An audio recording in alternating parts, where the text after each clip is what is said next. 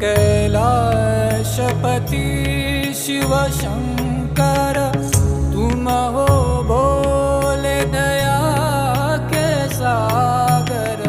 तुम कैलाशपति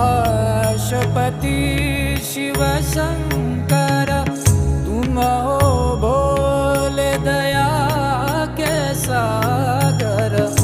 दूर करो सब दुख हमारे, दूर करो सब दुख हमारे।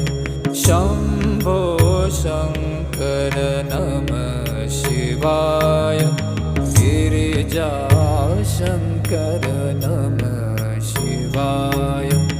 आदिदेव तुम नमः